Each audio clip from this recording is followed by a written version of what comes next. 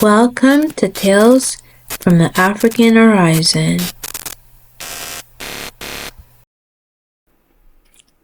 Lagos never sleeps.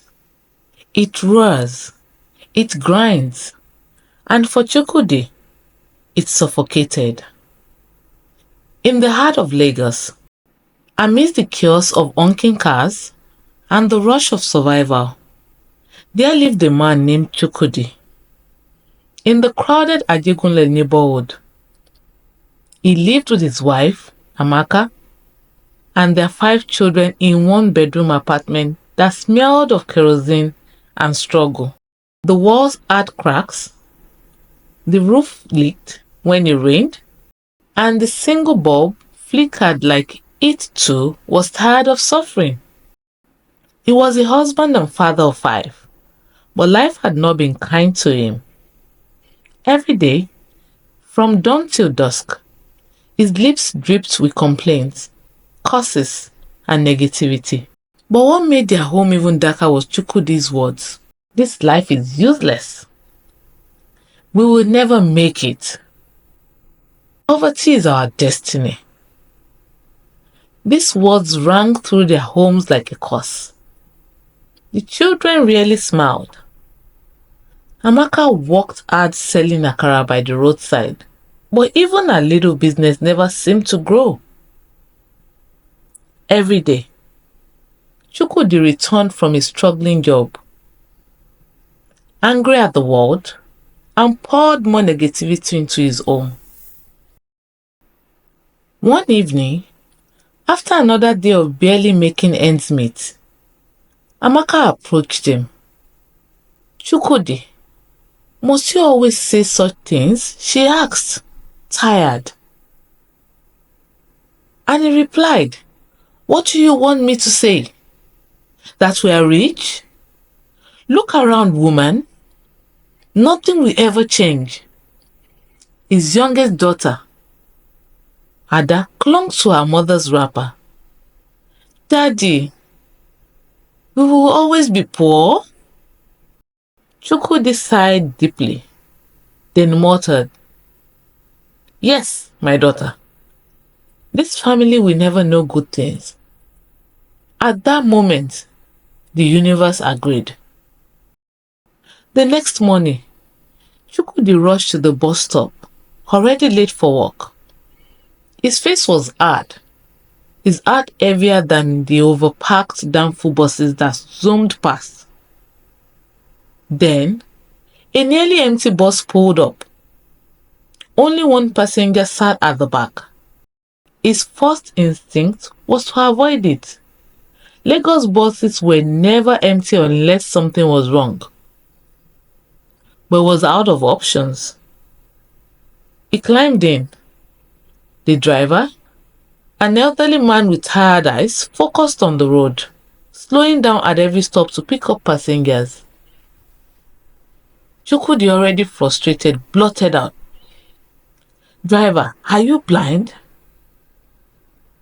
At this rate, you will hit someone on the road." The other passenger, a middle-aged man with a calm presence, turned to him and said, "My brother, do you know the power of your tongue?" Chukwudi frowned. "What does that have to do with anything?" "Watch," the man said.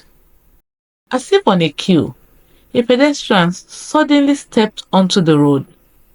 The driver swerved violently, barely missing him. The bus wobbled and skidded before the driver finally regained control. Everybody on board held their breath. The calm man turned to Chukwudi again. "Do you see what just happened? Your words carry power. You spoke of an accident, and it almost happened." Chukwudi stared, his hands shaking. The man continued, "Your tongue is a tool. If you use it to destroy, destruction will follow. If you use it to build, you will see growth. Look at your life.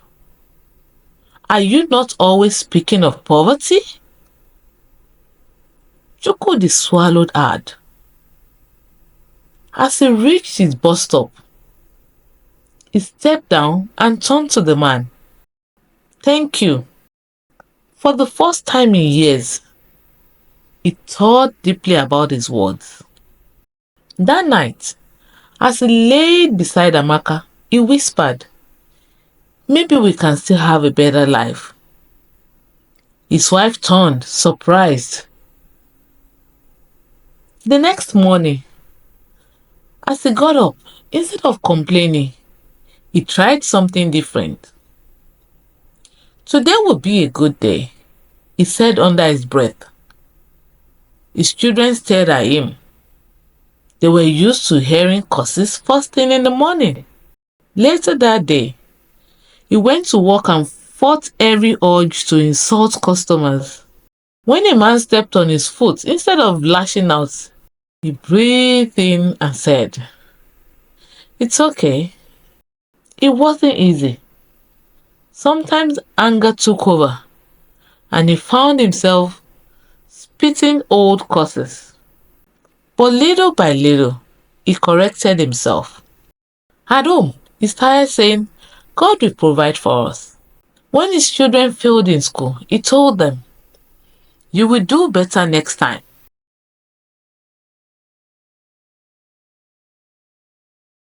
Even when Amaka struggled with her sales, he said, your business will grow. At first, his family didn't believe him. Amaka even laughed at him one evening, saying, are you feeling well? But he persisted. Weeks turned into months. Then something strange started happening. Chukwudi's small business began attracting more customers. Amaka's akara business also took an unexpected turn. One morning, a man in a sleek SUV stopped by and bought in bulk. Their children, once timid and struggling in school, started improving. Chinyere, his youngest, who once cried over math, suddenly found confidence and moved to the top of her class. One evening, Chukwudi sat outside his home, looking at his family laughing and playing. This is not magic, he whispered to himself. It's the power of the tongue. He remembered the man on the bus and his words. If you use your tongue to destroy, destruction will follow. If you use it to build, you will see growth. For years, he had cursed his own life. He had spoken poverty and poverty stayed. But now, he was speaking life, and life was responding. Chukwudi learned the most powerful lesson of his life. Words create reality. Your words shape your future. Speak blessings and not curses. What you confess is what you possess. If you say you will fail, failure will come. If you say you will succeed, success will find you. Even in tough times, speak positively. Life will always have challenges, but your words can either make them better or worse. Teach your children the power of words. They will grow up believing what you tell them. That night, as he tucked one of his daughters into bed, she held his hands and asked, Daddy, will we always be happy? Chukwudi smiled and said, yes, my daughter. This family will know good things. And there and then, the universe agreed. Proverbs 18:21 says, death and life are in the power of the tongue, and those who love it will eat its fruit. Thank you for watching. If you have learned something meaningful from this story, kindly click the like button, subscribe, and share with others.